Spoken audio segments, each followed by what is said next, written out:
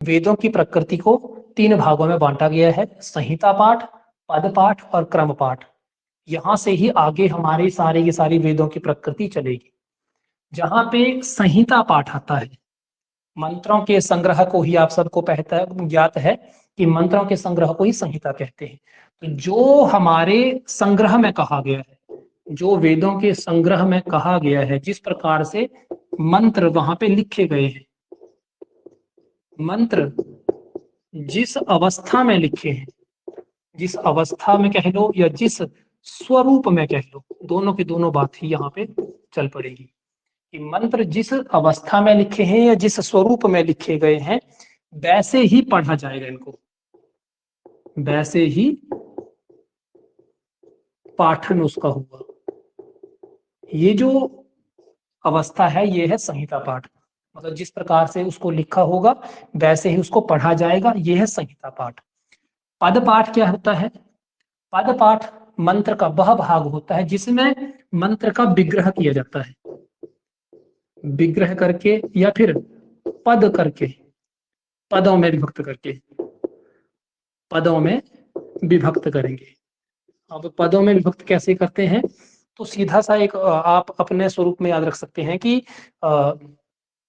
किसी भी मंत्र को समास करके, छोटा करके या तोड़ करके स्वतंत्र रूप में जहां पे कहा जाए वो है पद पाठ। अब आप आगे इसके बारे में आपको बताऊंगा। तीसरा होता है क्रम पाठ। क्रम पाठ जो है, एक तो आप इसको इस प्रकार से कह सकते हैं, संहिता और पद का संयोग। जहां पे संहिता और पद ये दो मिल करके एक स्वरूप बनता है, वह है क्रम पाठ।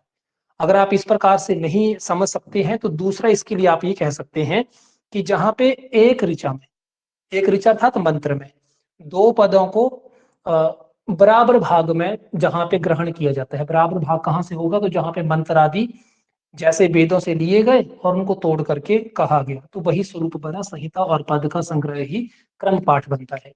अब क्रम पाठ के ही आगे चल करके स्वरूप बनते हैं जिसको आप पाठक्रम के नाम से भी जानते हैं, क्रम पाठ या पाठक्रम कह लीजिए। इसी में ही हमारी विकृतियां आगे आती हैं, जो आप सबको ज्ञात ही है। वेदों की कितनी विकृतियां हैं आप सबको पता है, ये क्रम पाठ में ही आती हैं। अब थोड़ा सा पीछे चलते हैं और संहिता पाठ से अपना विषय शुरू करेंगे यहाँ पे कि संहिता पाठ क्या है, पद पाठ क्या है, कैसे हम इसको याद कर सकते हैं। फिर उसके पश्चात विकृतियों पे चलेंगे। जैसे ऋग्वेद का पहला सूक्त है अग्नि सूक्त।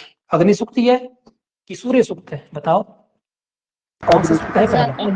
अग्नि सूक्त। हाँ, अब थोड़ा सा समझिएगा यहाँ पे।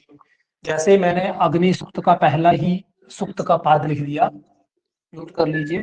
अग्निम मिले पुरोहितम, नोट कर लो। अग्नि मिले पुरोहितम, अग्नि मिले पुरोहितम। यहाँ पे इसके जो पद है उसका हम विभाजन भी करेंगे साथ में। अग्नि मिले पुरोहितम यज्ञस्य देवम ऋत्विजम। ये हमने इसका एक पाद लिख दिया। यहां तक अब इसको समझिएगा। इसमें पहले विग्रह करके देख लेते हैं। अग्नि 1, मिले 2, पुरोहितम 3, यज्ञस्य 4, देवम 5, ऋत्विजम 6। ठीक है जी। अब संहिता पाठ तो सीधा सीधा है कि जैसा वेद में कहा है, तो वेद में इसी प्रकार से पूरी पूरी लाइन को लिखा है, तो ये संहिता पाठ है। जैसा वहां पे है वैसा ही उच्चारण करना संहिता पाठ कहलाता है। पहला समझ आ गया सबको? ये बेसिक है। संहिता पाठ जैसा वेदों में लिखा है आपने वैसा ही उसको पढ़ना है, वह आ गया आपका संहिता पाठ। जैसे अग्नि मिले पुरोहितम यज्ञस्य देवम ऋत्विजम, ये जो बात कही है ये संहिता पाठ है। कौन सा पाठ है ये? संहिता पाठ। दूसरे नंबर पे आया पद पाठ। इसको समझिएगा। पद पाठ में बोला गया है कि मंत्र का विग्रह करना, जैसे मैंने यहां कर दिया। अब तोड़ के अगर मैं लिखूंगा, पहला वर्ण हो गया अग्निम, दूसरा ईले, तीसरा पुरोहितम, चौथा यज्ञस्य, पांचवा देवम। छठा ऋतविजम। जब मैं इस प्रकार से लिख रहा हूं तो ये जो स्वरूप बना ये बना पदपाठ। कौन सा बना? बोलो कौन सा बना? पदपाठ। हाँ, संहिता पाठ वो था जो जैसा था वैसे का वैसा ही बोल दिया हमने। अग्नि मिले पुरोहितम यज्ञस्य देवम ऋत्विजम, जो संहिता है जैसा लिखा है वैसा बोला। पदपाठ में तोड़ दिया गया, समास कर दिया, संक्षिप्त कर दिया, छोटा कर दिया। अग्निम ईले पुरोहितम यज्ञस्य देवम ऋत्विजम, इकट्ठा था तब भी 6 थे लेकिन तोड़ तोड़ के बोल दिया, तो ये हमारा हुआ पदपाठ। अब तीसरा बनता है हमारा क्रम पाठ। अब क्रम पाठ में क्या होता है, थोड़ा सा मंत्रों का विग्रह तोड़ के लिखा जाता है, जैसे यहाँ नीचे लिख रहा हूं। चलिए जैसे है, अब इनको लिखने का तरीका ये ऐसा है कि व्युत्क्रम स्वरूप भी बीच में आता है, मतलब शब्दों को पीछे की तरफ भी ले जाता है। जैसे देखिएगा, अग्निम ईले, ईले अग्निम। आगे अग्निम ईले, ईले सॉरी आगे की तरफ चलता है, पीछे की तरफ नहीं। क्रम पाठ में आगे की तरफ पहले क्रम होता है। अग्निम ईले, ईले अगला वर्ण क्या है? पुरोहितम। अब जैसे पुरोहितम आया, अगला दो दो का समूह बनाया इसमें, पुरोहितम यज्ञस्य। आगे यज्ञस्य, यज्ञस्य के बाद देवम। देव। आगे देवम ऋत्विजम। अब यहाँ पे ऋत्विजम पे समाप्त हो गया, तो अगली लाइन ऋत्विजम होतारम, होतारम रत्न धातमम, ये इस तरीके से। तो एक स्वरूप है जैसे का जैसा है वैसे का वैसा ही पढ़ना है, दूसरा तोड़ करके करना है, तीसरे में इन दोनों का इकट्ठा स्वरूप। ठीक है जी, संहिता को भी लेना है, असली मंत्र को भी लेना है, आगे इनके संयोग चलेंगे, संयुक्त रूप में दो दो का वर्ग चलेगा। अग्निम ईले, ईले पुरोहितम, पुरोहितम यज्ञस्य, यज्ञस्य देवम, देवम ऋत्विजम। ये आगे मंत्र का स्वरूप है। देखो ये आपको वैसे मैं करवा रहा हूं, क्यों? क्योंकि इनके आगे परिभाषाएं जो आगे आएगी पेपर में इंपॉर्टेंट, जैसे जैसे स्तर आगे बढ़ेगा तो आपको यहाँ से प्रश्न बनेंगे। अब ये आपको थोड़ा कठिन लग सकता है, टैट वालों के लिए तो केवल इतना ही याद होना चाहिए कि वेदों के प्रकृति पाठ कितने हैं? 3 हैं। विकृतियां किस में आती हैं? तो क्रम पाठ के अंतर्गत आती है। संहिता पाठ कौन सा होता है? जो वेदों में मंत्र है, जो इनकी परिभाषाएं हैं, केवल वो इंपॉर्टेंट है।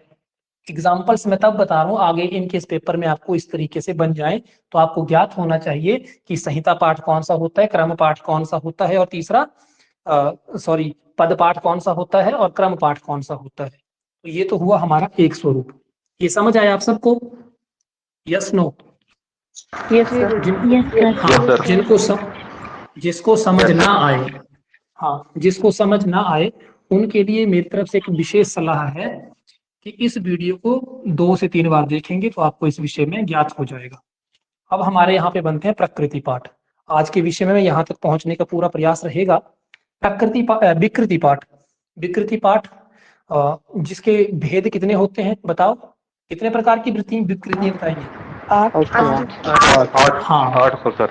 बहुत बढ़िया जी, इन्हीं के विषय में हम बात करेंगे। नोट कर लो, नोट कर लो। अब यही विकृति विषय में हम बात करेंगे। इनके नाम आप सबको ज्ञात ही है पर फिर भी लिख लेते हैं। बोलो, जटा, जटा माला शिखा रेखा ध्वज दंड रेखा ध्वज दंड रथ घन। हाँ ध्वज दंड रथ और घन। जटा माला शिखा रेखा ध्वज दंड रथ घन, इनके विषय में पूर्व की कक्षा में आपको बता चुका हूं किसके कौन से ऋषि हैं। जैसे जटा के बताओ? याडी। हाँ जी, माला के हाँ जी, शिखा के मोस्ट इंपॉर्टेंट, रेखा के हाँ, आगे ध्वज के विश्वामित्र, दंड के अवश, रथ के कश्यप, हाँ, और अत्रि। ये हर एक विकृति पाठ के एक एक ज्ञाता है, क्या है, ज्ञाता, जिन्होंने इनको सिद्ध किया है। यहाँ से बेसिक लेवल तक प्रश्न नहीं बना है, लेकिन जैसे जैसे आगे परीक्षा का स्तर बढ़ेगा तो यहाँ से प्रश्न बन सकते हैं। अब आपको मैंने अभी एक पंक्तुक्ति लिखवाई थी, सॉरी मंत्र का इस स्वरूप लिखवाया था, उसको मैं फिर से लिख रहा हूँ आपके लिए। इसी से ही हम सारे के सारे प्रश्नों इन सबको जानेंगे। जैसे अग्निम मीले पुरोहितम, यही से ही हम सारा सिद्ध करेंगे। अग्नि मिले पुरोहितम, आगे बोलो। अग्नि मिले पुरोहितम, हाँ, ये मैं आपको बुलवाता भी रहा हूँ, आपको याद भी रहे कि पहला मंत्र कौन सा है, वह भी आपने याद रखना है। अग्नि मिले पुरोहितम यज्ञस्य देवम ऋतविजम। देखो, करवाने को सारे विषय मैं स्वयं करवाने का सामर्थ्य स्वरूप रखता हूँ, लेकिन आपसे पूछूंगा साथ साथ, क्योंकि आप भी साथ साथ में इन विषयों को करें। अग्नि मिले पुरोहितम यज्ञस्य देवम ऋत्विजम, थोड़ा नीचे करके लिख देते हैं।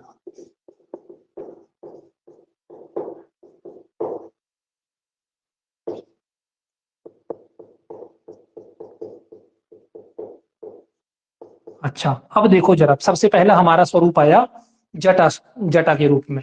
जो हमारी जटा विकृति है, इसमें सिर्फ इतना सा बोला गया है कि जो मंत्रांश है, मंत्र के जो अंश है, जो एक एक पाद इत्यादि स्वरूप में बताया गया है, इसमें दो दो वर्णों का संयोग करना है, दो दो वर्णों का संयोग करना है। जैसे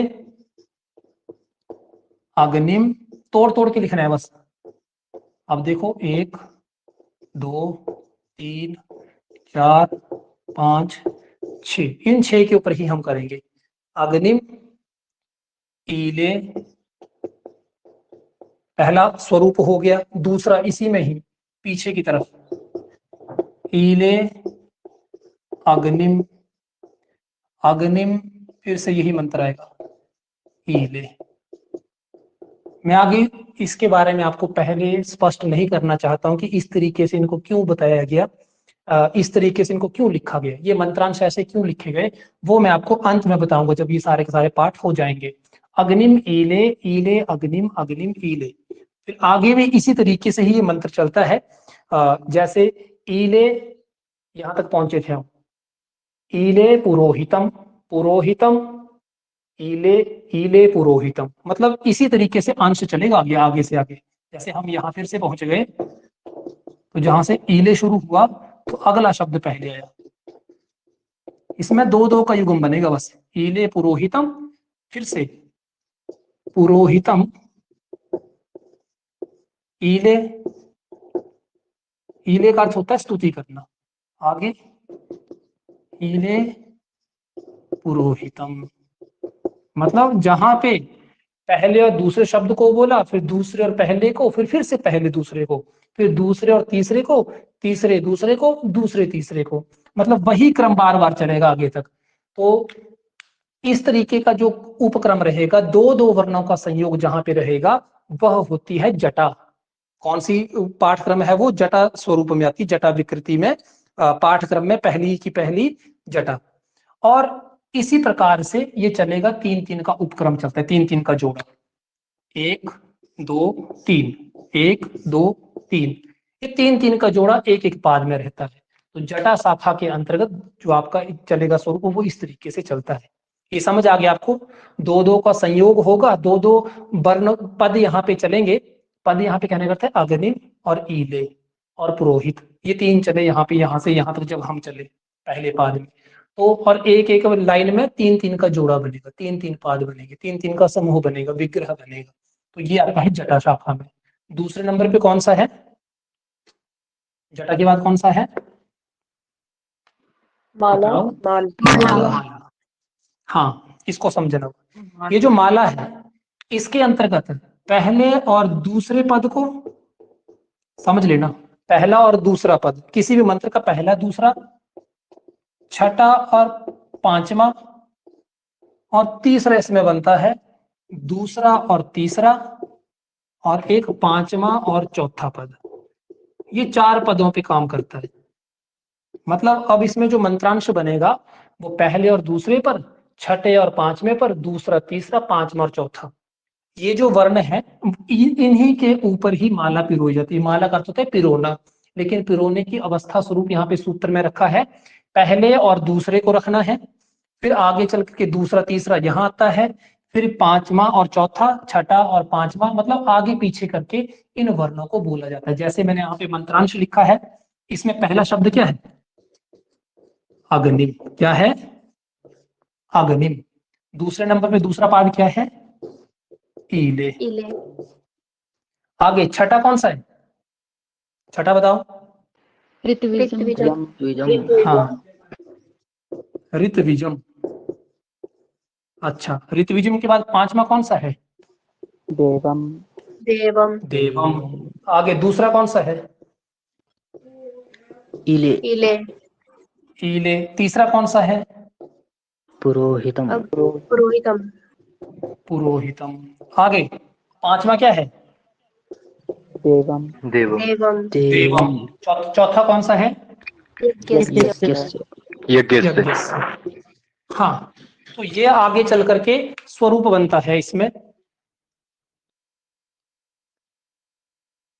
ये जो आपका स्वरूप रहा, ये आपका है माला। माला की तरह पुरोना है, लेकिन इसके लिए फॉर्मूला रखा है कि किस प्रकार का धागा और सुई यूज करनी है। तो बोलो उसके लिए ये सूत्र रखे इन्होंने कि जो मंत्रांश होगा उसका पहला और दूसरा पद लिया जाएगा, फिर छठा और पांचवा, फिर दूसरा और तीसरा, फिर पांचवा और चौथा। ये यहाँ पे क्रम रखा है, उसी तरीके से इन मंत्रों के अंश को रखना है। मैं आपको फिर से बता दूं, अगर आपको ये सब्जेक्ट थोड़ा सा टफ लगेगा परीक्षा की दृष्टि से, नेट लेवल तक के ये प्रश्न है ये, लेकिन जैसे जैसे परीक्षा का स्तर उठेगा आपको चाहे माला की तरह पिरोने तक ही, परिभाषा तक ही आए, या फिर इनके जो ज्ञाता हैं वहां तक ही अगर बात जाए, लेकिन आपको इस स्तर का पता होगा तो आप परीक्षा में मार नहीं खाएंगे इन चीजों के लिए। तो ये एक सूत्र बनी रखी गई है माला के लिए, ये आपको याद होनी चाहिए। तीसरे नंबर पे आपका आता है जटामाला। तीसरे नंबर क्या है? शिखा। हाँ, अब ये जो शिखा है, ये शिखा शाखा है, ये जटा के अनुरूप ही चलती है।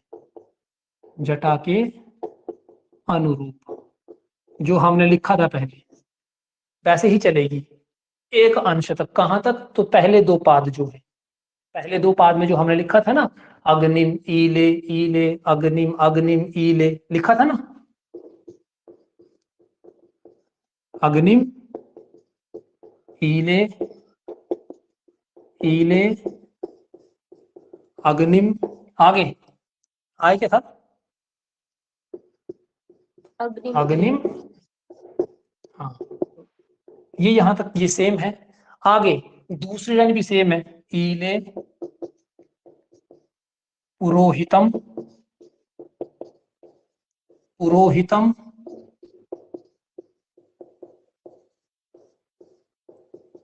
ईले, आगे ईले पुरोहितम। यहां तक सेम हो गई है।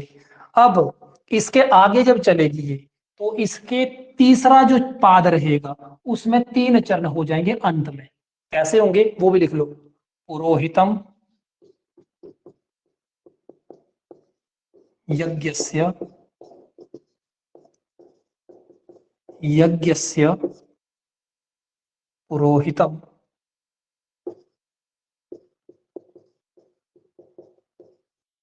आगे पुरोहितम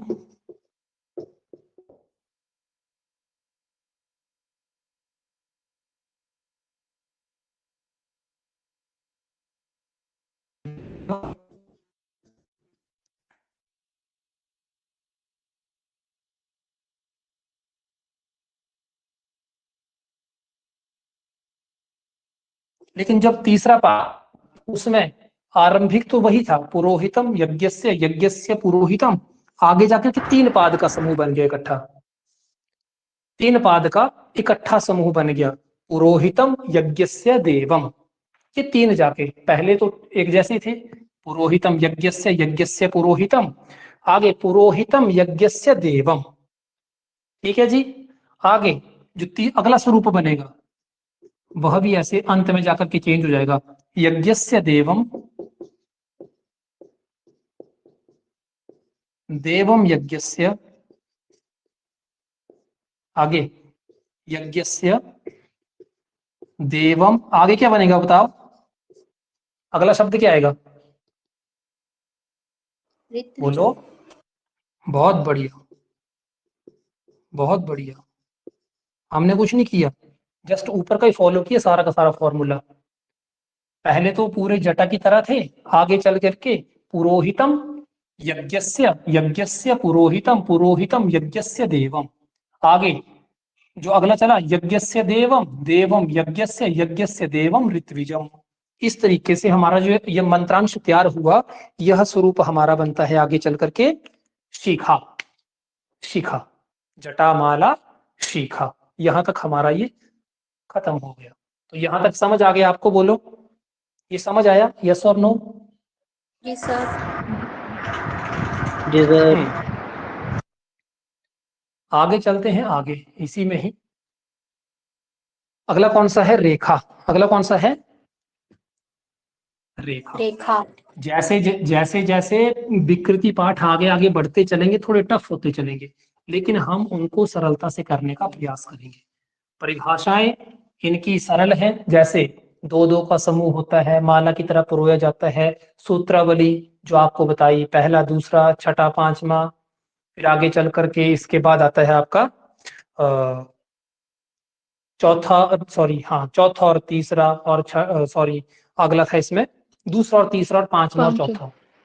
हाँ, शिखा जटा की तरह ही चलता है, लेकिन तृतीय पाद में तीन जो है पद जोड़ के लिखे जाते हैं, वो आपका शिखा है। रेखा, इसमें एक तो इसमें दो स्वरूप चलते हैं। रेखा जो है ये तो ये आरोही और अवरोही स्वरूप में चलता है। आरोही मतलब आगे की तरफ, वो अवरोही पीछे की तरफ, जिसके लिए संस्कृत में क्रम और व्युत्क्रम शब्द का प्रयोग होता है। क्रम और व्युत्क्रम, क्रम और व्युत्क्रम का संयोग पाया जाता है रेखा के अंतर्गत। ठीक है जी, इसका कहने का अर्थ है कि थोड़ा उल्टा चलता है। अब जैसे आपने पहले पढ़ा अग्निम ईले, ईले अग्निम, वो सारा का सारा क्या है, क्रम है। और बीच में व्युत्क्रम कहाँ हुआ, तो जहां पे परिवर्तन होता है, मतलब सारा का सारा पीछे की तरफ चलेगा। तो इसमें आपने याद रखना है, जो रेखा है इसमें व्युत्क्रम जो चलता है, कौन कौन सी पंक्ति में या पद के भाग में, पद जो आपका मंत्र का पाद है, पहला चरण, दूसरा चरण, तीसरे चरण में या चौथे चरण में, तो जो दूसरा चरण होता है, तीसरा चरण और चौथा चरण, इनके अंतर्गत क्रम और व्युत्क्रम देखने को मिलता है। इससे डेप्थ में जाने की जरूरत नहीं पड़ेगी, मंत्रांश इतना बड़ा कभी नहीं पेपर में आता है। पहली और दूसरी पंक्ति तक ही प्रश्न बनते हैं, जैसे हम ऊपर करते आए हैं, इतना ही आपने यहाँ से याद रखना है। आगे आता है ध्वज पाठ। ध्वज पाठ में 6, देखो ना, इस एक मंत्र के भाग में यहाँ पे 6 पद हैं, 6 शब्द यहाँ पे बताए, 6 पद बताए हैं। तो इन 6 पदों का उच्चारण होगा, उसके पश्चात इसमें व्युत्क्रम आता है। इतना सा केवल आपने याद रखना है। 6 मंत्र के अंश, जो 6 मंत्र के पद हैं, उनका प्रयोग होगा, अंत में व्युत्क्रम होता है, उल्टे बोले जाते हैं। ठीक है जी, जैसे करके देख लेते हैं एक बार। व्युत्क्रम का अर्थ है उल्टा, अग्निम ईले। ठीक है जी, पहले हम आगे की तरफ चल रहे हैं, ईले, अगला शब्द क्या है, पुरोहितम, व्युत्क्रम है पीछे की तरफ, यहां अग्निम ईले, ईले पुरोहितम, आगे क्या होगा, पुरोहितम, बोलो अगला शब्द क्या है, यज्ञस्य। यज्ञस्य। अच्छा, यज्ञस्य के बाद क्या आएगा, ये हमारा मंत्रांश का पहला भाग समाप्त हुआ। अब देखो एक और चीज समझ लो, यहाँ पे आकर के हमारा मंत्रांश समाप्त हुआ। जहां पे मंत्रांश समाप्त होता है, अग्रिम पंक्ति उसी मंत्रांश से शुरू होती है, ये आपने याद रख लेना है। जहां पे मंत्रांश समाप्त हो, अग्रिम पंक्ति वहीं से ही शुरू होती है। अगला पुरोहितम, बोलो, पुरोहितम यज्ञस्य। आगे यज्ञस्य, यज्ञस्य देवम। यज्ञस्य देवम। आगे आगे देवम मृत्युजम। देवम मृत्युजम। बहुत बढ़िया। ये तो ये जो आपका स्वरूप बना, ये व्युत्क्रम स्वरूप बना, ये आगे की तरफ, फिर पीछे, फिर से पीछे, फिर आगे। तो ये जो क्रम बनता है ये होता है ध्वज। क्या होता है? ध्वज। ये व्युत्क्रम चलता है 6 पदों के ऊपर, इसको याद रखना आपने। इसमें 6 पदों के ऊपर जो है व्युत्क्रम चलता है, ये क्रम शाखा की चलता है, क्रम पाठ की तरह चलता है ये। एक चीज याद रखना, जो हमने पहले किया था ना, संहिता क्रम, संहिता पाठ, क्रम पाठ, और साथ में जो हमारा विकृति आदि स्वरूप जहां से आए हैं, तो ये क्रम पाठ के अनुरूप चलता है। क्रम पाठ की जो आरंभ में परिभाषा आपको बताई थी, जहां पे आपको पद पाठ और संहिता पाठ का संयोग बताया था, वैसे ही ये चलता है ध्वज पाठ। अगला कौन सा है? अगला बताओ क्या है? दंड। दंड जो शाखा है, हाँ, एक चीज यहाँ से हमने सिर्फ एक चीज याद रखनी है, दंड शाखा का एग्जाम्पल हमारे लिए नहीं है, वैसे एग्जाम्पल इन सबके हैं इसी मंत्र के ऊपर, लेकिन हमारे करने योग्य ये नहीं है। एक चीज याद रखनी, दंड शाखा जो है ये आधी ऋचा का विपर्य है, ये आधी ऋचा पे ही कार्य करता है, आधी ऋचा का विपर्य है, आधी ऋचा के ऊपर ही इसका प्रयोग होता है, आधी ऋचा में ही ये काम कर देता है पूरा का पूरा। इतना ही आपने याद रखना है। और दंड पाठ में इसके अलावा और कुछ नहीं चलता है वैसे। एक इतनी सी चीज आपने याद रखनी, ये आधी ऋचा का विपर्य है, आधी ऋचा में ही शब्द अपने पूरे कर देता है। जैसे हम अगर हम करेंगे तो पहली पाद में ही काम करेगा ये, जैसे अग्निम ईले, मंत्र यही है, मंत्र के प्रकार आगे बता रहा हूं ऐसे क्यों किया गया, इस चीज को अभी रखो अपने पास। ईले पुरोहितम, आगे अग्निम ईले, ईले अग्निम, और ईले अग्निम पीछे की तरफ मुड़ना था पहले, अग्निम ईले, ईले अग्निम, अग्निम ईले, पहला पाद यही है। दूसरा ईले पुरोहितम, आगे पुरोहितम ईले,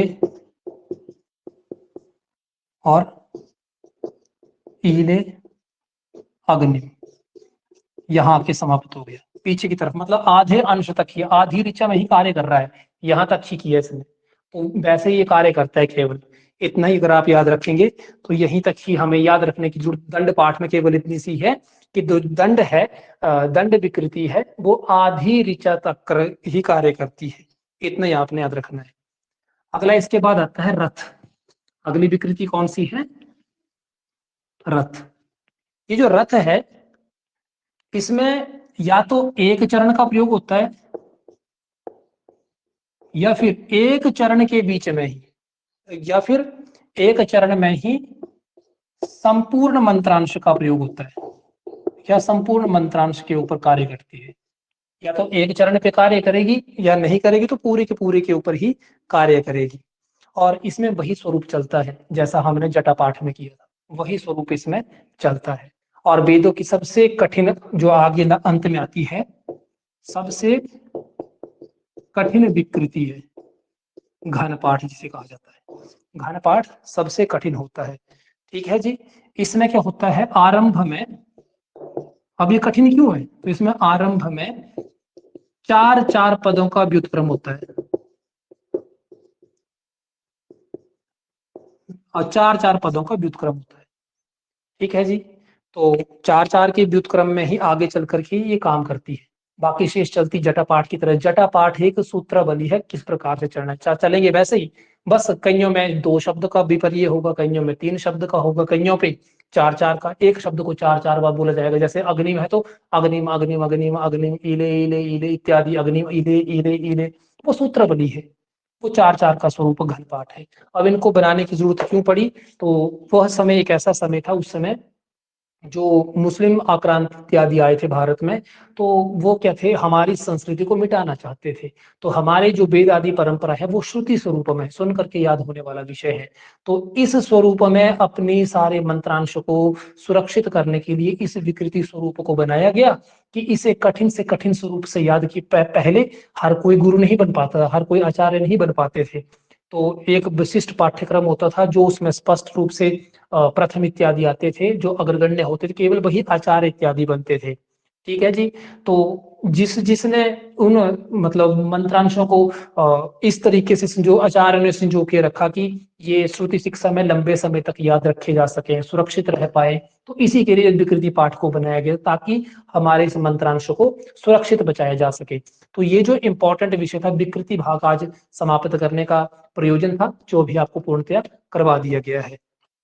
अब अंत में यहाँ से जो एक विषय बचता है, एक जो आपके लिए पंक्ति परीक्षा की दृष्टि से महत्वपूर्ण है, विकृति के ऊपर ही है। आपको विकृति से पूर्व आपको बताया गया वेदों का जो पाठक्रम है उसको 3 स्वरूपों में रखा गया है, वह लिख लीजिए एक बार। एक था संहिता पाठ, दूसरा कौन सा था? पद बोलो। पाठ, पद पाठ, हाँ। पाठ और क्रम, और तीसरा कर्म हाँ। पाठ। बताया जाता है कि संहिता पाठ जो है इसके रचयिता परमेश्वर है, परमेश्वर इसके निर्माता है, या फिर भगवान शब्द का यहाँ पे प्रयोग किया गया है, वैसे परमेश्वर बोला गया है। पद पाठ जो है इसके हैं रावण निर्माता, और क्रम पाठ के है बाभ्रव्य। ये शब्द आपने याद रखने हैं। ये तो हुए एक चीज। इनमें भी संहिता पाठ से प्राचीन पद पाठ को बताया जाता है, रावण सबसे प्राचीन बोले गए इनमें, लेकिन परमेश्वर से ऊपर तो कोई हो सकता नहीं, संहिता मंत्रों से ऊपर कोई हो नहीं सकता, तो संहिता सबसे ऊपर है। एक चीज आपने ये याद रखना है। अब इनका ये जो आपके 3 स्वरूप बताए, इनके आगे चल करके स्वरूपों में 3 स्वरूप आते हैं गंगा इत्यादि स्वरूप में, जो जैसे ये जो आपका संहिता है ये कालिंदी स्वरूप बताया गया है, याद रख लेना।